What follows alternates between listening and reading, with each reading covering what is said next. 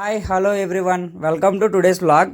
ఈరోజు హైదరాబాద్లో రాజీవ్ గాంధీ ఇంటర్నేషనల్ ఎయిర్పోర్ట్కి వచ్చేసామండి. లోపలికి వెళ్ళాలంటే హెల్మెట్ కంపల్సరీగా వాడాలంట. ఈ హైదరాబాద్లో ఉండే రాజీవ్ గాంధీ ఇంటర్నేషనల్ ఎయిర్పోర్ట్ భారతదేశంలో అతి పెద్ద ఎయిర్పోర్ట్ అంట. సో ఈ ఎయిర్పోర్ట్ని మీకు చూపిద్దామనే చిన్న ప్రయత్నమే ఈ వీడియో. ఛానల్ని ఇంకా ఎవరైనా సబ్స్క్రైబ్ చేసుకోకపోతే వెంటనే సబ్స్క్రైబ్ చేసుకొని లైక్ చేసి కామెంట్ చేయండి. అలాగే ఫుల్ వీడియో చూడడానికి మాత్రం ట్రై చేయండి. ఇక్కడికి ఫస్ట్ టైం వస్తున్నా, రాగానే వావ్ అని అనిపించేలా ఉన్నాయి లొకేషన్స్ అన్నీ. ఆ ట్రీసు, ఆ నేచరు, ఆ గ్రీనరీ, అబ్బా ఎంతనే ఎయిర్పోర్ట్ కదా, ఆ మాత్రం ఉంటుందిలేండి. ఈ ఎయిర్పోర్ట్స్ గురించి కొంచెం రీసెర్చ్ చేసి ఇన్ఫర్మేషన్ మీకు షేర్ చేస్తున్నా. ఏమైనా మిస్టేక్స్ ఉంటే కామెంట్ సెక్షన్లో మెన్షన్ చేయండి. So let's get in to the video. హైదరాబాద్లో రాజీవ్ గాంధీ ఇంటర్నేషనల్ ఎయిర్పోర్టు ఇండియాలోనే అతిపెద్ద విమానాశ్రయము. ఇది సుమారు 5500 ఎకర్లో కన్స్ట్రక్షన్ చేశారు. దేశంలో బాగా క్రౌడ్ ఉండే ఎయిర్పోర్ట్లో మన ఈ శంషాబాద్ ఎయిర్పోర్ట్ 4th ప్లేస్లో ఉంది. ఇండియాలో విస్తీర్ణం వైజ్ చూసుకుంటే కొన్ని ఎయిర్పోర్ట్స్ ఉన్నాయి. అందులో first place Rajiv Gandhi international airport Hyderabad, అది 5500 ఎకర్స్లో ఉంది. సెకండ్ ప్లేస్ వచ్చేసరికి ఇందిరాగాంధీ ఇంటర్నేషనల్ ఎయిర్పోర్ట్ న్యూఢిల్లీ, 5200 ఎకర్స్లో ఉంది. Third place Kempegowda international airport Karnataka, 4000 ఎకర్స్లో ఉంది. Fourth place Chhatrapati Shivaji international airport Mumbai, 1850 ఎకర్స్లో ఉంది. ఫిఫ్త్ ప్లేస్లో డాబ్లిమ్ ఎయిర్పోర్ట్ ఇండియా గోవా, 1700 ఎకర్స్లో ఉంది. లాస్ట్ 6th ప్లేస్లో చెన్నై ఇంటర్నేషనల్ ఎయిర్పోర్ట్, 1283 ఎకర్స్లో. మా ఫ్రెండ్ గారు నన్ను వీడియో తీస్తాను అంటే, సరేలేరా నా అందానికి ఈ స్పెట్స్ ఉంటే బాగుంటాయి అనుకోండి. స్పెట్స్ తీసి అలా పెట్టేలోపు జారి కింద పడిపోయండి. నాకైతే అసలు అరే స్పెట్స్ ఇరిగిపోయి ఉంటాయేమో చూడరా అంటే, లేదులేరా ఏం అవ్వలేదు అనుకోని అలా ముందుకు వెళ్ళిపోయి. రాజీవ్ గాంధీ ఎయిర్పోర్ట్లో ఏంటంటే ప్రతి ఇయర్కి 2 కోట్ల మంది ప్యాసింజర్స్ ట్రావెల్ చేస్తుంటారంట. ఈ ఎయిర్పోర్ట్ని కన్స్ట్రక్ట్ చేయడానికి సుమారు 2500 crores ఖర్చు అయిందని చెప్తున్నారు. ప్రజెంట్ ఈ విమానాశ్రయం one of the fastest growing ఎయిర్పోర్ట్గా డెవలప్ అయ్యింది. బైక్ పార్కింగ్ చూడండి, అక్కడ కనిపిస్తుందా? ఆ కెమెరా ఎదురుగా మనం నిల్చుంటే మన బైక్ని ఆ కెమెరా క్యాప్చర్ చేసుకొని, ఇదిగో ఇక్కడ రెడ్ బటన్ ఉంది కదా, ఇది ప్రెస్ చేస్తే మన పార్కింగ్ రిసిప్ట్ వస్తుంది. మొత్తం డిజిటల్ వరల్డ్ కదా మన బైక్ పార్కింగ్కి అప్ టు 2 hours పార్కింగ్లో మన బైక్ ఉంటే 30 రూపీస్ ఛార్జ్ చేస్తున్నారు. 2 hours దాటితే 1 hourకి 30 రూపీస్ ఛార్జ్ చేస్తున్నారు. అలానే 24 hours-కి 100 రూపీస్ ఛార్జ్ చూస్తున్నారు కదా, అది కార్ పార్కింగ్కి సెట్ చేసిన కెమెరా బూత్స్. మొత్తం కెమెరాస్ క్యాప్చర్ చేసి పార్కింగ్ రిసిప్ట్ కూడా అవే జనరేట్ చేసేస్తాయి. మ్యాన్ పవర్ అస్సలు అవసరం లేదు అక్కడ. కార్ పార్కింగ్కి up to 2 hours 200 rupees charge చేస్తున్నారు. అలానే 24 hours-కి 300 ఛార్జ్ చేస్తున్నారు. ఇదే మొత్తం car parking area. First time ఎయిర్పోర్ట్కి రావడం మనసులో అనుకుంటున్నా, కార్ పార్కింగ్ ఏరియానే ఇలా ఉందంటే ఇంకా లోపల ఎయిర్ క్రాఫ్ట్స్ ఇంకెన్ని ఉంటాయో. బడా కార్లు ఉన్నాయరా కిషోరా. గ్రీన్ కలర్లో కనిపిస్తుంది చూడండి, అదే ఆ బస్సు. నాయిస్లెస్, పొల్యూషన్లెస్, ఫ్యూయల్లెస్ అండి. అదే మన ఎలక్ట్రికల్ బస్సు. సిటీ నుంచి చాలా ప్లేసెస్ నుంచి అవైలబుల్గా ఉంటుంది ఈ బస్సులు. ఇందులో ఏసీ, ఛార్జింగ్ సాకెట్, చాలా అంటే చాలా సైలెంట్గా ఉంటుంది అండ్ పీస్ఫుల్ జర్నీ కూడా చేయొచ్చు మీరు. బస్సెస్నే పుష్పక్ ఏసీ బస్సెస్ అంటారు. చూడండి ఇక్కడ బస్ స్టాండ్లో ఉంది కదా, ఉండడం కాదండి బస్ స్టాండే అది. ఈ పుష్పక్ బస్సెస్ చాలా ప్లేసెస్ నుండి అవైలబుల్గా ఉన్నాయని చెప్పే కదా. ఆ ప్లేసెస్ వచ్చేసరికి ఆరం గారు, Balapur X roads, LB Nagar and Gachibowli. ఇక్కడ నుంచి బస్సెస్ అవైలబుల్గా ఉంటాయి.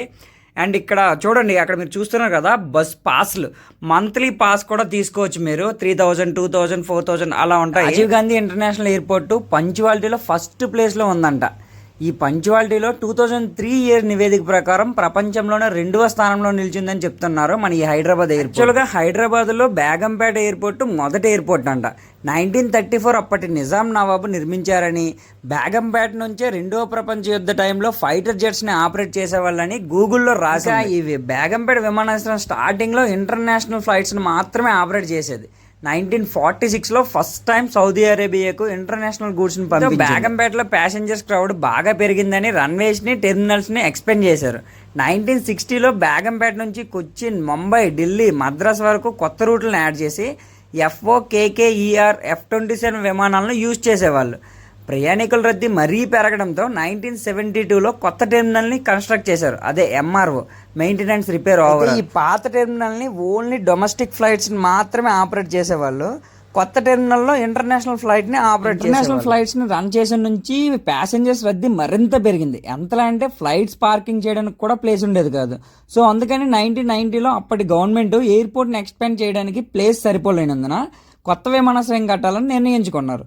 1998లో చాలా డిస్కషన్స్ తర్వాత హైదరాబాద్లో 3 ప్లేసెస్ని సెలెక్ట్ చేశారు. ఫైనల్గా శంషాబాద్లో న్యూ ఎయిర్పోర్ట్ని కన్స్ట్రక్ట్ చేయాలని డిసైడ్ అయిపోయారు. ఎందుకంటే ఈ ఏరియాకి దగ్గరలో NH44 అండ్ NH765 దగ్గరగా ఉండడం వలన ప్రయాణికులకు ఈజీగా ట్రావెలింగ్ అవుతుందని. అండ్ శంషాబాద్నే ఎందుకు సెలెక్ట్ చేసుకున్నారంటే దగ్గరలో 6 కిలోమీటర్ దూరంలో ఉమద్ నగర్ అనే రైల్వే స్టేషన్ కూడా ఉంది.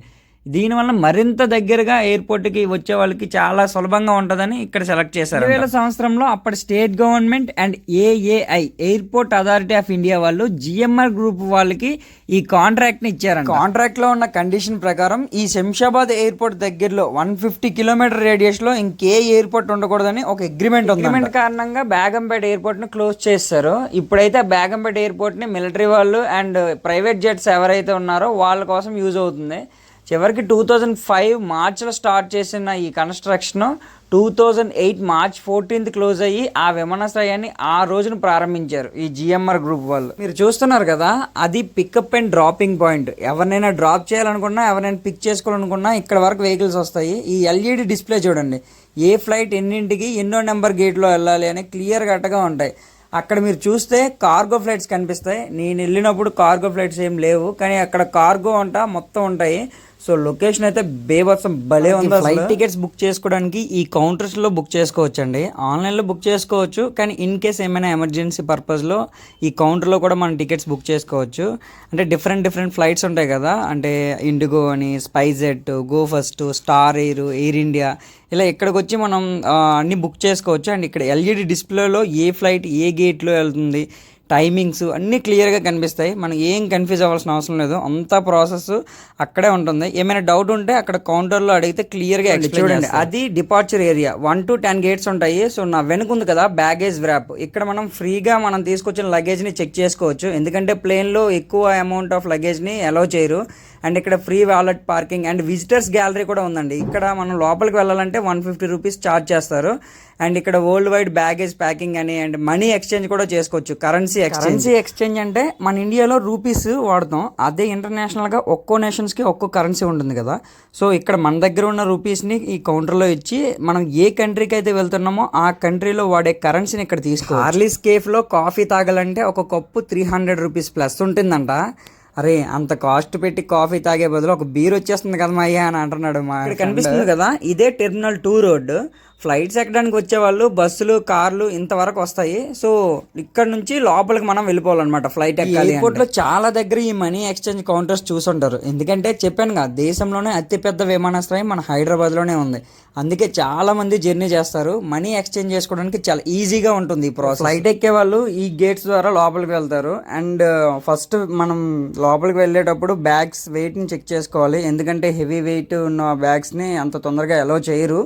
సో ఫస్ట్ మనం చెక్ చేసుకోవాలంటే ఒక మిషన్ ఉంటుంది. ఆ మిషన్ దగ్గరికి పోయాక మొత్తం ఎన్ని బ్యాగ్స్, ఎంత వెయిట్, సో అవన్నీ చెక్ చేసుకున్నాక ఒక రిసిప్ట్ వస్తుంది. ఆ రిసిప్ట్ని మన బ్యాగ్కి స్టిక్ చేస్తారు సెక్యూరిటీ గార్డ్స్. అండ్ ఆ మిషన్లోనే మనకి బోర్డింగ్ పాస్ కూడా సెండ్ ఆఫ్ ఇవ్వడానికి వచ్చిన వారు ఇదిగో ఈ గేట్ బయటే ఉండాలి, లోపలికి ఎవరిని అలౌ చేయట్లేదు, టికెట్స్ ఉన్న వాళ్ళని మాత్రమే అలౌ చేస్తున్నారు.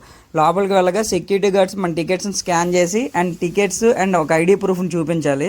ఇక్కడ ఇంకో విషయం ఏంటంటే టికెట్స్లో ఉన్న నేము అండ్ ఐడి ప్రూఫ్లో ఉన్న నేము ఒకేలా ఉండాలి, ఏ మిస్టేక్. సెక్యూరిటీ గార్డ్ మన టికెట్స్ అన్ని చెక్ చేశాక లోపలికి వెళ్ళాలి. వెళ్ళాక ఏ ఫ్లైట్ అయితే మనం ఎక్కాలనుకుంటున్నామో ఆ ఫ్లైట్ లాంచ్ చెక్ ఇన్ చేసుకోవాలి. స్పైజెట్, ఎయిర్ ఇండియా, ఇండిగో ఇలా చాలా ఉంటాయి. ఇండిగో ఫ్లైట్స్ ఎక్కేవారు అయితే కొంచెం ముందుగానే ఎయిర్పోర్ట్కి వస్తే బెటర్, ఎందుకంటే వెయిటింగ్ టైం చాలా ఎక్కువ ఉంటుంది. దగ్గర 7 kgs లగేజ్ బ్యాగ్ ఉంటే మనం డైరెక్ట్గా లోపలికి తీసుకెళ్ళిపోవచ్చు. అందుకంటే ఎక్కువ లగేజ్ ఉంటే మాత్రం వేరే దగ్గర డ్రాప్ చేయాలి. అక్కడ సెక్యూరిటీ వాళ్ళు ముందే అడుగుతారు 7 kgs బ్యాగ్ క్యాబిన్లోకి తీసుకెళ్తారా లేదంటే డ్రాప్ చేస్తారని. సో అది ప్రాసెస్ అంతా చేసుకున్నాక టైం ఉంటుంది ఫ్లైట్ ఎక్కడానికి. సో ఇక్కడైతే షాపింగ్ మాల్స్ చాలా ఉంటాయి అండ్ కాఫీ షాప్స్ కూడా చాలా ఉంటాయి. ఇక్కడ మాత్రం షాపింగ్ చేయాలంటే దూల తీరిపోద్ది, అంత ఎక్స్పెన్సివ్గా ఉంటాయి ఇక్కడ కాస్ట్స్, ఐటమ్స్ అన్నీ. సో ఇక్కడ కనిపిస్తుంది కదా వెనుక, అక్కడ ఒక కాఫీ అంటే 400 అంట. 400 పెట్టి కాఫీ తాగేంత రేంజ్ కాదురా మంది, ఇంకా బయలుదేరదామా అని అలా కిందకి దిగిపోతున్నాం. మా కిషోర్ గారు అస్సలు నడవలేడండి, ఆడికి కాల్ పీకేస్తున్నాయంట.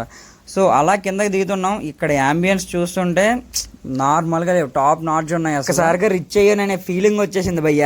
కొన్ని ఫోటో షూట్స్ చేసాం, చాలా బాగా వచ్చాయి ఫొటోస్. వెనక బ్యాక్గ్రౌండ్ మామూలుగా రాలా. కిషోర్ 2 కప్పులు తీసుకురా స్టార్ బక్స్. రే ఎలానో ఎయిర్పోర్ట్కి వచ్చాం కదా, ఏమైనా తిందాంరా, అట్లీస్ట్ ఏదైనా తాగుదాంరా అనుకుని మా కిషోర్ గారు ఏదైనా ఆర్డర్ చేద్దాం అనుకుని లోపలికి వెళ్ళాడు. సో నేను ఎగ్జైట్మెంట్కి ఆకలికి తట్టుకోలేక ఏం తెస్తాడా, ఏం ఐటమ్ ఆర్డర్ చేస్తాడా అనుకొని లోపలికి వెళ్ళి చూస్తే ఈడు పోస్ట్ చూడండి. మన మిడిల్ క్లాస్ మెంటాలిటీ తెలుసు కదండి, లెఫ్ట్ సైడ్ ఎప్పుడు చూడం, రైట్ సైడ్ ఉన్న రేట్లు చూసుకొని అవాక్ అవుతాం. సో అది మన నేచర్ చూసి ఒక్కసారిగా ఒక దిమ్మ తిరిగి బొమ్మ కనిపించింది. మా కిషోర్ గారు అరే ఇప్పుడు తినకపోతే ఏమైనా అవుతుందా, ఏం అవ్వదుగా, ఎయిర్పోర్ట్కి వచ్చి తినాలి అనే రూల్ ఏమైనా ఉందా, ఏం లేదుగా, మనల్ని ఏమంటారు అడుగుతాడు రా, ఎయిర్పోర్ట్కి వెళ్ళి ఏం తినలేదురా తాగలేదురా అనుకొని ఇలా రొటీన్ అండ్ సల్లు డైలాగులు చెప్తాను. అక్కడ కాసేపు కూర్చొని చిల్ అయ్యాం, కొంచెం కలరింగ్ చూసి ఎంజాయ్ కూడా చేసామండి. సో ఇంకా రిటర్న్ స్టార్ట్ అయ్యాం, టైం అవుతుందని. ఆహా రోడ్స్, ఆ కార్ పార్కింగ్, బైక్ పార్కింగ్, ఆ చెట్లు చూడండి ఎంత నీట్గా వస్తున్న దారిలో మాకు చాలా రెస్టారెంట్స్, లాడ్జెస్, ఓయోస్ కూడా కనిపించాయండి. అండ్ ఇక్కడ మీరు పార్కింగ్ ఏరియా అనేది ఒకసారి చూడండి, కార్స్కి బైక్స్కి సపరేట్గా ఉంటుంది. ఎయిర్పోర్ట్కి ఎంట్రీ ఒకవైపు ఉంటుంది, ఎగ్జిట్ వేరే వైపు ఉంటుందండి. మనం వెళ్ళేది ఇప్పుడు ఎగ్జిట్ వైపు. సో అక్కడ 2 వీలర్ ఎగ్జిట్ ఎలా అవుతుందో చూడండి. మనకి స్టార్టింగ్ వచ్చేటప్పుడు పార్కింగ్ రిసిప్ట్ ఇచ్చారు కదా, ఆ రిసిప్ట్ ఆ సెక్యూరిటీ గార్డ్కి ఇస్తే అక్కడ స్కాన్ చేసి మనల్ని పంపిస్తారు. అక్కడ ఒక రూమ్ ఉంటుంది, ఆ రూమ్లో మనం మనీ పే చేయాలి బైక్ పార్కింగ్కి. చెప్పా కదా 2 అవర్స్కి 30 రూపీస్. సో అలా ముందుకు వెళ్ళిపోతున్నాం. ఆ రోడ్స్ నాకైతే రోడ్సే చాలా బాగా నచ్చాయి. ఇవి ఎక్కడ చూసినా ఈ green colour buses, electrical EV buses అయితే కనిపిస్తున్నాయి ఎయిర్పోర్ట్లో చూపించడానికి, చెప్పడానికి. సో కొన్ని మాత్రమే క్యాప్చర్ చేయడానికి అయింది, అన్నీ క్యాప్చర్ చేయడానికి అవ్వలేదు. సో అప్కమింగ్ మీకు ఎయిర్పోర్ట్ లోపల ఎలా ఉంటుంది, ఎలా మనం ఫ్లైట్ ఎక్కొచ్చు అనేది పూర్తిగా డీటెయిల్డ్ వీడియో చేస్తాను అప్కమింగ్ వీడియోస్లో.